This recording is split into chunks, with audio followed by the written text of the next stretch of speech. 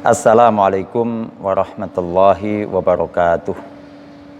Alhamdulillahirabbil alamin. Wassalatu wassalamu ala asyrafil anbiya'i wal mursalin sayyidina wa maulana Muhammadin wa ala alihi wa ashabihi ajma'in. Amma ba'd. Segala puja dan puji hanyalah milik Allah, Rabb sesembahan semesta alam. Salam dan shalawat selalu kita sampaikan kepada teladan kita, pemimpin kita, Nabiullah Muhammad SAW, juga keluarga, sahabat dan pengikutnya sampai akhir zaman. Para pemirsa DSP sekalian yang semoga senantiasa dirahmati oleh Allah Subhanahu wa taala. Insya Allah pada kesempatan kali ini kita akan diskusi tentang salah satu rukun dari rukun-rukun Islam, yaitu tentang zakat. Para pemirsa yang dirahmati oleh Allah, tentu untuk mengkaji tentang zakat ini kita memerlukan waktu yang banyak ya, karena begitu luasnya pembahasan tentang zakat. Namun demikian insya Allah kita akan membuat semacam kajian serial tentang zakat ini. Pada kesempatan ini sebagai awal dan sebagai pembuka, kita awali tentang apa toh zakat itu ya, bagaimana zakat yang dikehendaki oleh syariat Islam. Zakat ya, secara bahasa itu artinya adalah bertambah atau tumbuh ya, bertambah atau tumbuh. Adapun kata zakat ya juga secara bahasa bisa berarti as-salah, yakni lebih baik. Sebagaimana hal ini dapat kita lihat dalam firman Allah Subhanahu wa taala. Allah Subhanahu wa taala berfirman dalam surah Al-Kahfi ayat 81, A'udzubillahi samii'il 'aliim minasyaitonir rajim. Bismillahirrahmanirrahim. Fa'aradna an yubdilahuma rabbuhuma khairam minhu zakatan ya. Dan kami menghendaki supaya Rabb mereka mengganti bagi mereka dengan anak lain yang lebih baik kesuciannya dari anaknya itu ya.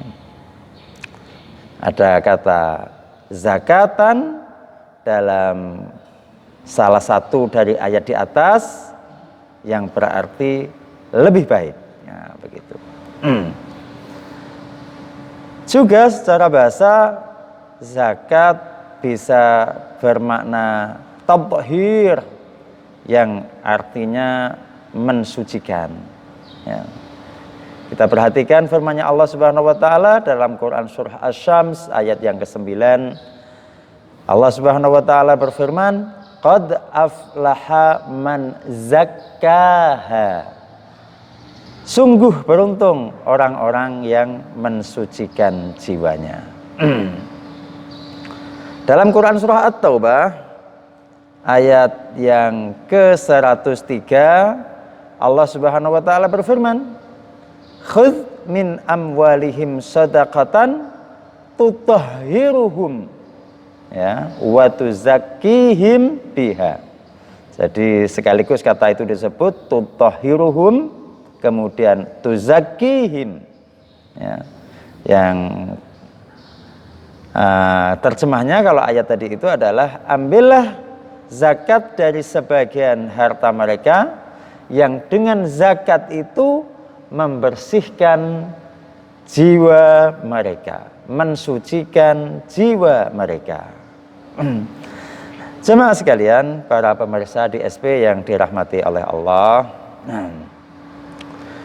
secara istilah syar'i Zakat itu adalah penunaian kewajiban pada harta yang khusus. Maksudnya khusus itu adalah harta-harta tertentu, ya, harta-harta tertentu yang sudah ditentukan juga oleh syariah, ya, dengan cara yang tertentu, dengan cara yang khusus, ya, dan disyariatkan ketika dikeluarkan itu telah memenuhi 1 tahun kepemilikan, ya, atau haul, dan juga telah memenuhi nisab, yaitu ukuran minimal dikenai kewajiban zakat, ya. Jemaah sekalian, ya, dengan demikian maka kita telah menjadi maklum, menjadi mafhum semuanya, ya. Tidak semua apa yang dikeluarkan dari seseorang berupa harta benda yang dimilikinya itu adalah zakat. Tidak semuanya. Karena apa? Karena yang dimaksud zakat itu adalah dengan ketentuan-ketentuan yang sudah dirinci oleh syariat, ya. Jadi sekali lagi ada kepemilikan dari harta benda tertentu yang harus dikeluarkan, ya. Caranya juga dengan cara yang telah ditentukan oleh syariat dan disyaratkan dengan syarat-syarat yang telah ditentukan oleh syariat. Itulah zakat, ya. Itulah zakat. Yang lainnya kita mengenal ada istilah infak, ada istilah sedekah, ada istilah hibah dan lain sebagainya, ya. Semuanya diatur oleh syariat dan yang menjadi salah satu rukun dari rukun-rukun Islam itu adalah zakat. Jamaah sekalian yang dimuliakan oleh Allah Subhanahu wa taala. Selanjutnya kita kaji tentang hukum zakat, ya.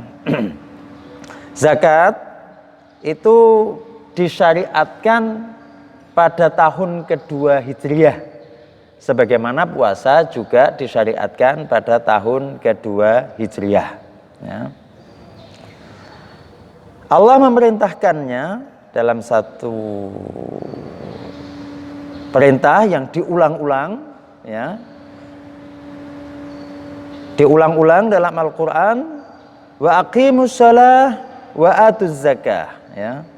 Pengulangan ini kalau kita periksa, ya, ini ada 32 kali pengulangan Allah memerintahkan orang-orang beriman untuk menegakkan sholat dan untuk menunaikan zakat, ya.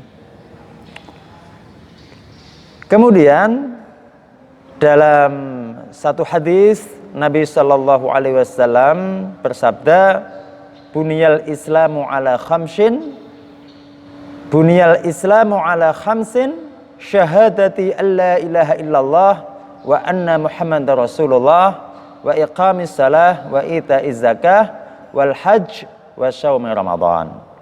Kata Nabi, Islam itu dibangun di atas 5 perkara.